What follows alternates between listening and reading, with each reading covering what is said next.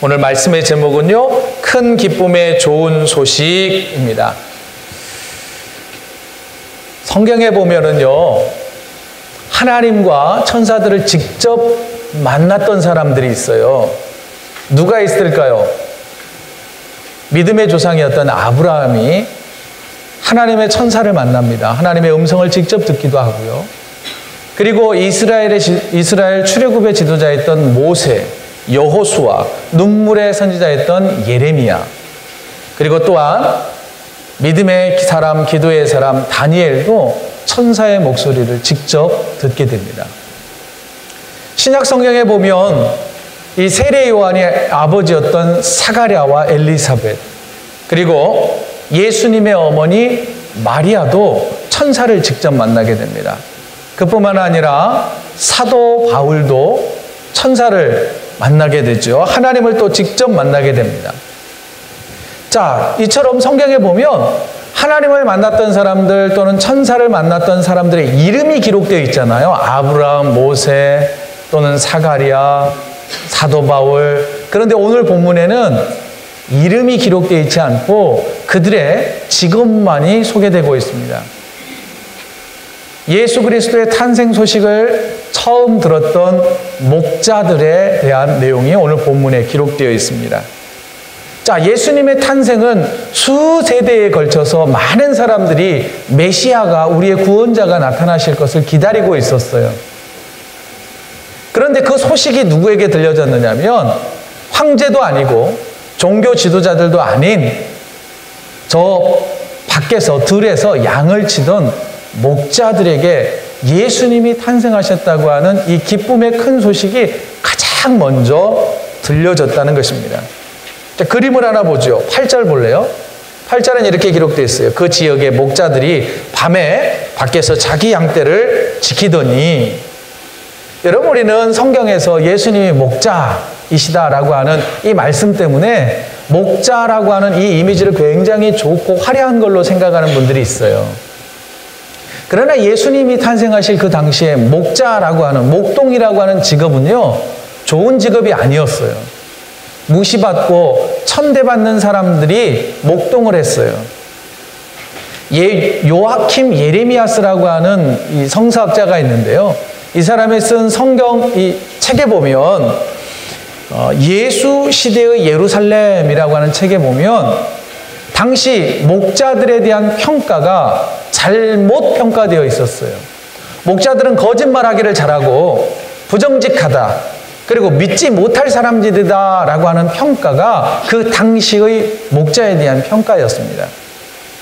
게다가 당시의 목자들은요, 자기 양을 치는 사람들보다는 부자들의 양과 염소를 대신 치는 싹을 받고, 흔히 월급을 받고 목동의 일을 하는, 요즘 말로 말하자면 삭군 목자들이 굉장히 많았습니다.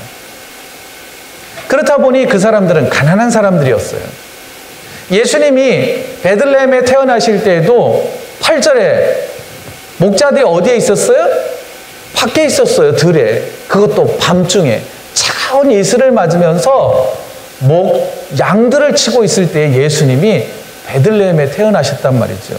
자, 그러면 이 목자들이 이 베들레헴 근처에 있는 거잖아요. 이 목동들이 치고 있는 양과 염소들은 누구 거였냐면 베들레헴 성 안에 있는 사람들, 또는 베들레헴은 예루살렘이라고 하는 수도에서 가까운 곳이었어요. 그러니까 이 예루살렘에 살고 있는 로마의 고위 관리들의 양들 또는 염소들을 치는 아주 험불한 사람들이 목자였단 말이에요. 그런데 이 목자에게 예수님이 탄생하셨다고 하는 소식이 가장 먼저 들렸어요.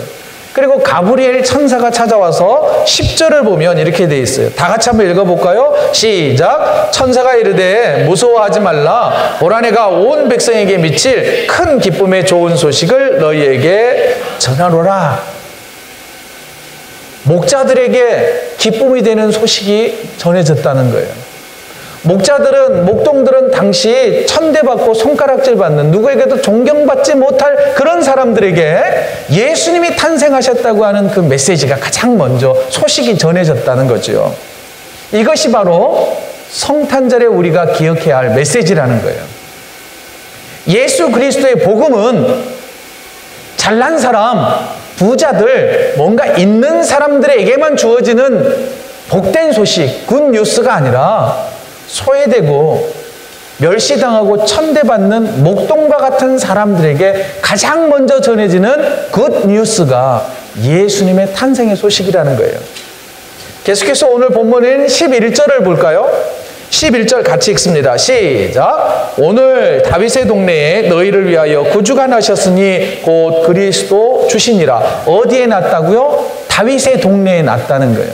다윗의 동네, 구체적인 지명은 어디일까요? 예수님이 어떤 동네에 태어났을까요? 예? 그 마을 이름이 어디예요? 예수님이 태어난 마을 이름 몰라요? 어디? 베들레헴. 베들레헴에 태어났단 말이에요. 이제 좀 기억나시죠? 베들레헴. 몰라요? 베들레헴. 알죠? 네, 베들레헴에 태어났단 말이에요. 베들레헴은요, 유다라고 하는 그 지역 안에서 굉장히 자그마한 도시였어요. 만일 예수님이 태어나지 않으셨다면 여러분들이 지금 베들레헴을 모르고 있는 것처럼 영영 잊혀질 그런 도시였단 말이에요. 마을이었단 말이죠. 그런데 이 베들레헴이라고 하는 작은 마을이 예수님이 탄생한 이후에 유명해졌어요. 그리스도인들이라면 한 번쯤 죽기 전에 한번 그 베들레헴에 가보고 싶다라고 하는 소망을 품어요. 저도 마찬가지예요. 아직 이스라엘을 못 가봤어요. 저도 한번 가보고 싶어요. 그리고 또한 그리스도인들 가운데는요, 이 베들레헴이라고 하는 뜻도 아는 사람들이 있다는 거 아세요? 베들레헴이라는 뜻은요, 두 단어의 합성이에요. 베이트라고 하는 집이라고 하는 뜻과 레헴, 떡 또는 빵이라고 하는 이 두 합성어가 합쳐져 가지고 베들레헴 하면 떡집, 오늘날로 쉽게 표현하자면 빵집, 이렇게 불리고 있다는 거예요. 그런 뜻을 가지고 있다는 거죠. 여기에 또 성탄의 메시지가 숨어 있습니다. 그게 뭐냐면 예수님이 태어나지 않았다면 잊혀져 버릴 아주 작은 마을이 오늘날 그리스도인들에게 베들레헴이라고 하는 그 마을을 기억하게 됐다는 거예요. 여러분, 예수님의 탄생이 굿뉴스가 되는 건 뭐냐면 사실 우리들도 이 세상의 중심에 서 있는 사람은 많지 않습니다. 몇몇 사람들만 세상의 중심에 서 있단 말이에요. 우리는 사실 보통 사람으로 변두리의 삶을 살고 있는 것처럼 느껴지지 않습니까? 그런 우리에게 예수님의 탄생 소식이 먼저 들려졌다는 거예요. 우리에게도 예수님이 오셔서 너도 나의 자녀요, 내가 너를 위하여 죽으러 왔다라고 하는 그 메시지가 전해진다고 하는 것, 이게 바로 굿뉴스, 예수 그리스도의 복음이라고 하는 것입니다. 한 걸음 더 나아가서요, 예수님의 탄생이 온 백성에게 기쁨이 되는 좋은 소식이 되는 이유는 뭐냐면 12절이에요. 오늘 본문 12절을 같이 한번 읽어보죠. 시작. 너희가 가서 강보에 쌓여 구유에 누워 있는 아기를 보리니 이것이 너희에게 표적이니라 하더라. 예수님이 어디에 누워 있었다고요? 구유에 누워 있었대요. 여러분, 예수님은 유대인의 왕으로 태어났다라고 성경에 말해줘요. 우리의 왕으로 오신 거예요. 우리들을 다스리시고 우리를 구원하실 왕이신데, 그러면 어디에, 무엇에 누워 있어야 될까요? 금으로 만든 요람에 누워 있어야 되지 않을까요? 황제의 옷을 입고 누워 있어야 되지 않을까요? 그런데 마구간에, 구유에, 말 밥통에 또는 소 밥통에 누워 있는 거예요. 여기에서 이걸 뭐라 그러느냐면 그 모습이 사인이래요. 표적이래요. 예수님이 무엇하러 오셨는지를 잘 보여주는 메시지가 거기에 숨어 있다는 거예요. 예수님은 저 카이사르, 로마의 황제를 물려내고 그 자리를 차지할 그런 왕으로 오신 게 아니라 구유에 놓여있는 아기의 모습, 곧 섬기러 오셨다는 거예요. 하늘 보좌를 버리시고 하나님과 동일한 그런 능력과 권세와 영광이 있는 분이 인간의 모습, 우리의 모습을 입고 이 땅에 오셨다는 거예요. 이게 굿뉴스라는 거예요. 그러면 예수님이 이 땅에 오셨다는 거를요, 우리와 함께 하신다는 거를 어떤 단어로 표현하느냐면 저를 따라해보세요. 임마누엘. 임마누엘. 이게 바로 크리스마스 성탄절의 아주 중요한 메시지라는 거예요. 이게 굿뉴스예요. 그럼 잘 보세요.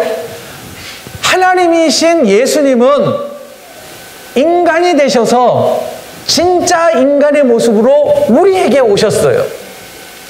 그런데 인간인 우리들은 예수님의 모습을 닮아가지 않고 인간이 아닌 것처럼 살아가요.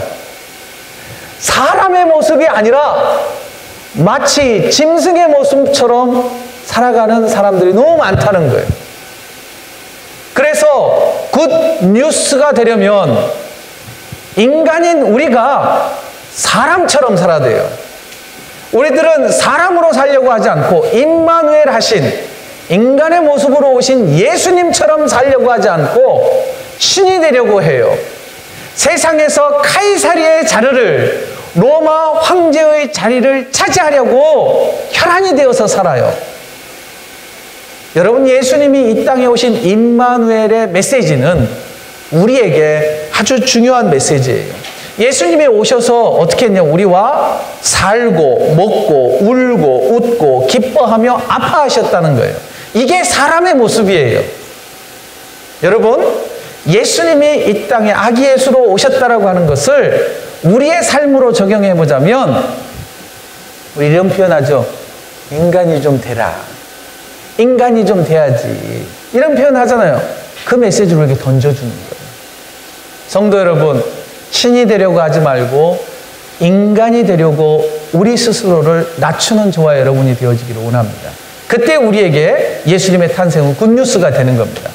자, 오늘 이 아침에 여러분들은 성탄절 예배를 드리고 있음에도 불구하고 뭔가 화가 난 것처럼 왜 저렇게 오늘은 메시지가 기냐? 뒤에 지금 해야 될 것도 많은데 음식이 식는데 지금 그러면서 뭔가 기쁨이 없다면 분명 아기 예수가 탄생하신 것은 하늘에는 영광이요 기뻐하는 모든 사람들의 평화로다. 기뻐하자 그랬는데 우리의 삶 속에 기쁨이 없다면 왜 그럴까요? 14절 다 같이 한번 읽어보죠. 시작. 지극히 높은 곳에는 하나님께 영광이요 땅에서는 하나님이 기뻐하신 사람들 중에 평화로다. 우리의 삶 속에 성탄절 이 아침에도 평화가 없는 이유, 기쁨이 없는 이유는 무엇일까요? 혹시 성탄절에서 크리스마스에서 크라이스트가 빠져버렸기 때문은 아닐까요? 그림 한 장 보시죠. 크리스마스. 영어를 잘 못하는데 The most important part of Christmas is the first 6 letters. 여러분, 크리스마스의 제일 중요한 단어는 6자예요. 6자. 네? Christ. 만일 우리의 삶 속에 예수가 없다면 성탄절에 산타크로스만 있고 예수님이 없다면 그 무슨 의미가 있겠어요? 그리고 여러분 뒤에 마스라고 하는 뜻은요 메스에서 왔습니다. 메스는 여러분 미사라고 하는 단어에서 왔어요. 미사는 영어로 표현하자면 worship 또는 서비스입니다. 곧 성탄절은 누구를 예배하기 위한 날인가요? 예수님을 예배하기 위한 날이라는 거예요. 결국 이 성탄절의 주인공은 누구일까요? 예수님이에요. 물론 오늘 현우하고 은수는 자기 생일이기 때문에 자기가 주인공인 것처럼 생각할 수도 있어요. 그러나 오늘의 진짜 주인공은 예수님이 되어야 할 것입니다. 그때 우리의 삶에 기쁨이 넘쳐요. 거의 다 이제 설교가 끝나갑니다. 지난주에 말씀을 준비하다가 이 비디오 클립 하나를 봤어요. 1949년부터 1953년까지 중국 공산당이 중국을 다 지배하면서 기독교인들을 박해하기 시작을 했습니다. 그 몇 년 안 되는 사이에 수천 명이 죽임을 당했고요. 수만 명의 그리스도인들이 감옥에 갇혔어요. 그때 감옥에 갇혀서 몇 년 동안 감옥살이를 하느냐면 20년에서 25년 넘게 감옥살이를 합니다. 20년 동안 감옥에 갇혔으니 늙은 할아버지가 되었죠. 그분이 자기가 어떻게 그 20년 동안 신앙을 지키면서 감옥에서도 죽지 않고 살아날 수 있었는지 간증을 하는 거예요. 얼마 되지 않는 동영상인데 그 중간에 나중에 이제 이 노 부부가 그 옥살이를 다 끝내고 살아났잖아요. 그리고 요즘 최근에 중국에서도 다시 종교 탄압이 일어난다 그러죠. 시진핑 주석에 의해서. 그런데 그분들이 이제 마지막 이 비디오 클립이 끝나갈 때 자기가 성경책도 없고 예배당도 없는 감옥에서 20년 넘게 믿음을 지킬 수 있었던 것은 이 찬양 때문이었습니다 라고 하는데, 뭐라 그러냐면 멜로디가 중국어로 부르니까 저는 뭔지 모르겠더라고요. 그런데 멜로디가 이거예요. 최고 승리를 얻기까지 주의 십자가 사랑하리, 빛난 멸류관 받기까지 험한 십자가 붙들겠네. 찬송가 150장을 20년 넘도록 부르면서 자기의 믿음을 지켰다는 거예요. 그 늙은 노인의 고백은 뭘까요? 십자가의 은혜, 예수 그리스도를 내가 붙들었기 때문에 내 믿음은 변하지 않았고 내 몸은 이렇게 쇠약해졌지만 내 믿음은 꺾이지 않았습니다 라고 고백하고 있었단 말이죠. 사랑하는 성도 여러분, 크리스마스의 주인공과 메시지는 예수 그리스도여야 합니다. 예수 그리스도의 탄생이 우리를 살리는 거고요, 우리를 새롭게 하는 것이며 우리를 인간되게 하는 그런 메시지가 바로 예수 그리스도의 탄생이라고 하는 것입니다. 여러분, 우리의 삶 속에 예수 그리스도가 자리 잡게 되면 기쁨이 유지될 줄로 믿습니다. 오늘 예수 그리스도의 탄생이 저와 여러분들의 삶 가운데 어그러진 것들이 좀 풀어지고 또한 하나님을 더욱더 사랑해가는 그런 아름답고 복된 성탄절이 되시기를 주의 이름으로 축원드립니다. 이 시간